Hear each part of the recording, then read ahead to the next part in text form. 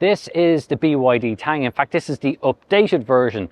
Currently, this is only sold in Europe in left-hand drive, but there is a chance now with this newer model that we will see it come eventually to the right-hand drive markets.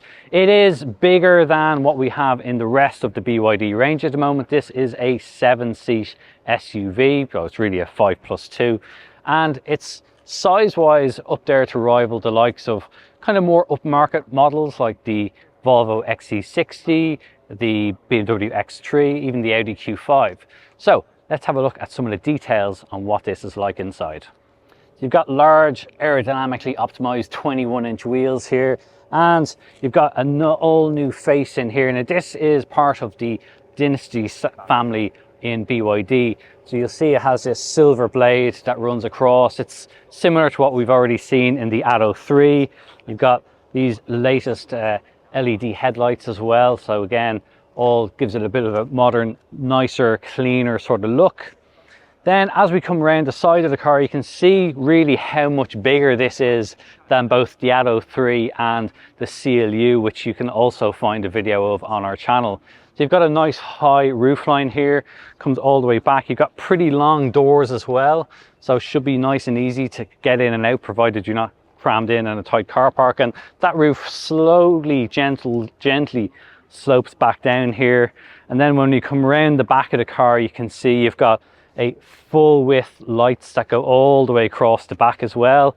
So you've got a very sort of familiar look to what we see now in a lot of SUVs. And then in the back, you can see you get a fairly reasonable, typical boot, what we would have on a normal 7-seater. You can obviously just drop these seats down as well if you don't need them, which is kind of handy because not all the time will you need the 7 seats. And when that's folded down, you have a lot more room inside. You can also do the same and fold down the other rear seats as well, which will give you a lot of practical space. There's plenty of space back here, certainly in the middle seat for me. I'm a pretty average height, I'm about 5'9". No issue in terms of the amount of headroom I have here, or indeed the amount of knee room I have. This driver's seat is set up for my usual driving position.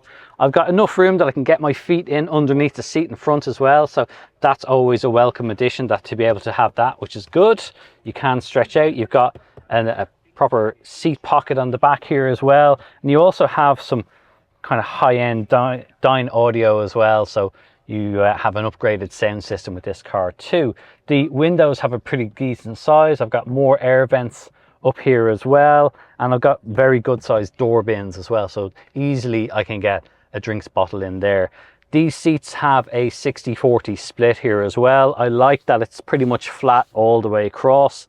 That reflects that you also have a completely flat floor all the way across as well, which is very useful, nice when you're getting in, especially if you're going to be sitting in the middle seat.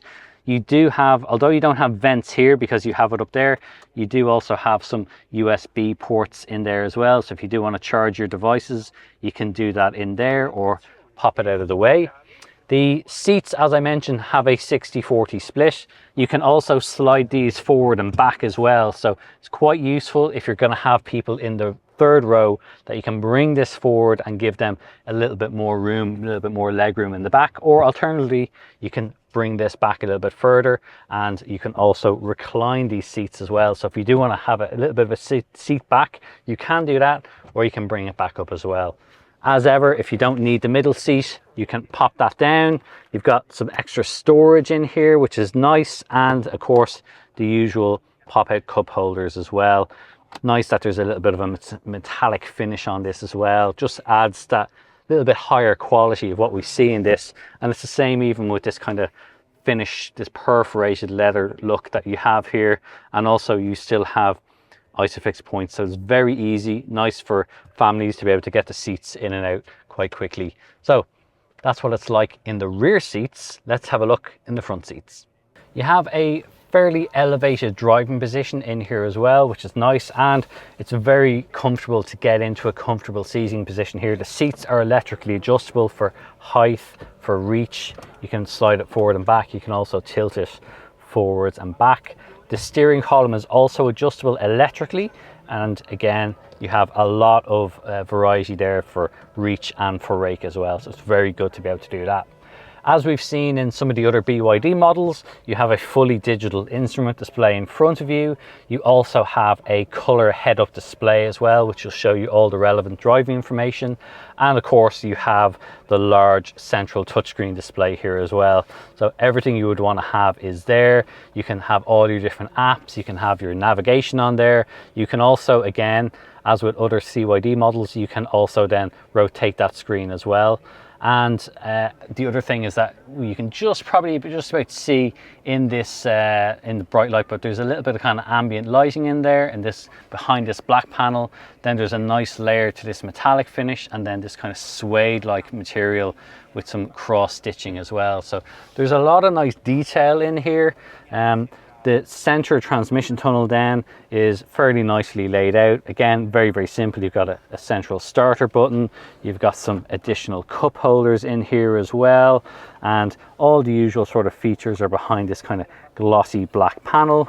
You then have extra storage space in here. So you've got lots of room in there. You've also got extra USB ports, a 12-volt charger, and there's also a 50-watt wireless charging pad here as well. So you can just slip your phone in there beneath the armrest and have it charge while you're on the move. The seats are nice and comfortable as well. You can see here there's a nice bit of bolstering in them. Again, obviously fully electrically adjustable in the front here, and you can also then extend this out a little bit more for some leg support over a longer journey. Overall though, you've got a great field of visibility here. Got nice big side door mirrors as well, which is nice. You can have a very clear view of what's going on, in addition to obviously all the driver assistance systems that you would have in play. This is our first drive in the BYD Tang, and this is the updated version. So it's come under a number of hardware changes, primarily an increase in battery size. So it's now 108 kilowatt hour battery. So it now has a much longer range than the 400 kilometers it had before, but it's also got a lot more power. The dual motor setup is now up to 530 horsepower, which is, well, quite frankly, a bit ridiculous for a 7-seat SUV like this. But you know, that's what we do in SUV land these days. We make these large cars that seemingly have endless amounts of power. Now, there is a lot of body weight here. You do sort of feel that as we go through this kind of driving course here, this handling course.